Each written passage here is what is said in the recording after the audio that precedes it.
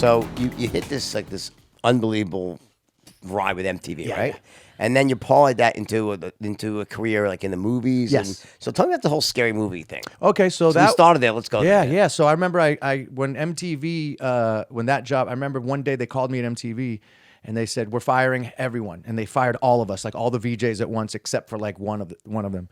So they always do this every 2 years. They recycle the VJ. So I was like, fuck, I'm out of a job. And I had a friend of mine commit suicide in my apartment in New York. So I had some real dark days upon me. I was living in New York City. My friend committed suicide. I was fucking out of a job. I was sitting around looking around like this city's gonna kill me. You know what I mean? I was just like partying and being just fucking like, it was dark. So I'm like, I got to get out of here. So I moved to LA with $5,000 in my pocket because MTV doesn't pay shit. They paid $30,000 a year because they know I made less than a bus driver in New York City in 1997, but I was on TV every day. But I was struggling to pay the bills. So I remember, I'm like, I'm moving to LA. So I came to LA with $5,000 in my pocket. I bought a used Cadillac for $1,000. It's 1979 Coupe de Ville, beautiful car, all root beer brown, 8-track still worked. And I just came to LA with a fucking dollar and a dream in 1998.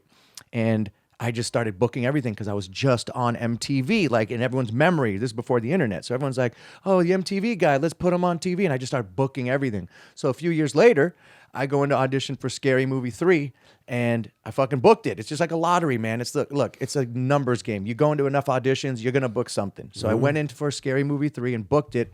And that was a very well-paying job that you know, put me in front of the world, and we traveled the world doing press, and I bought a house in the hills and all that shit. So I peaked pretty early. You know, I had MTV, Scary Movie. This all happened within 5 years in my 20s. So I kind of peaked really early. And I got thrown all this money and fame at a young age. How old were you in this? Like, this was all like 20s. This was all my 20s. 20s, yeah. And when did it sort of peak? What was like sort of the? I would say around early 2000s is when I was like on a TV show shooting a Scary Movie. I'd be flying back and forth from LA to Vancouver. I'd be turning down jobs. But this is how it works. When you're hot, you're the it guy. Yeah. It can't last forever unless you're a very few percentage of a Robert De Niro or someone, you know.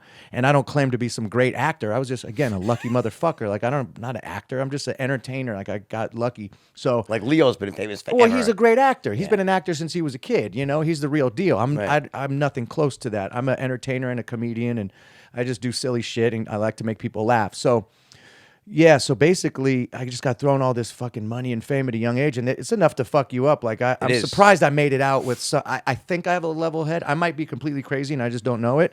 But I feel like I made it out. How would you know, right? How would I know? You're not crazy. I feel like I made it out with some semblance and some, you know, grounded reality, and I'm hyper cognizant of my actions and all this shit because I look back like, whoa, like similar to you, like you look back like, whew, how did I make it the fuck out of that? Like, it's not for everyone. Yeah, rearview mirror, your perspective. Yeah, so I feel like I'm I could relate to your story in some ways on an opposite side of the spectrum, but when you're just given all this kind of play, go, have fun. Like, it's hard not to in your 20s. You're a guy. What the fuck are you going to do? What about the Scary Movie things? You were in one... 3, 4, and 5. 3, 4, and 5. Yes, they were franchise. And what year did that go, like that ride end? 2003, we shot it. It came out that year. Then 2005, we shot the next one. And then like 2009, we shot the next one. So it was like a 5-year run of shooting them back to back to back. And then what... So tell me about the last like 5 years of your life. What are you doing now? Last 5 years have been mostly, I moved out to the beach. I had to get out of Hollywood. So Hollywood was doing my head in. After 20 years of living in Hollywood, similar to New York, I was like, I got to get out of here. I just kind of had this gut feeling like, get out of here, survival. Like survival instincts kick in.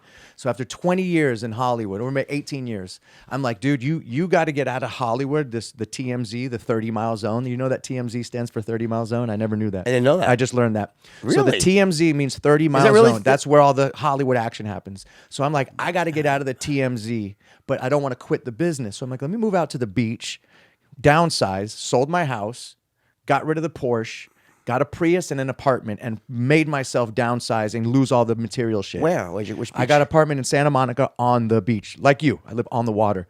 I'm so much happier on the beach than my big house in the hills with the square footage didn't make me happy, but the beach makes me happy. Yeah. And now I'm healthy, and I go to CrossFit, and I go to yoga, and I'm just eating healthy, and I'm just taking care of myself. So I had to get out of there because I was going to die.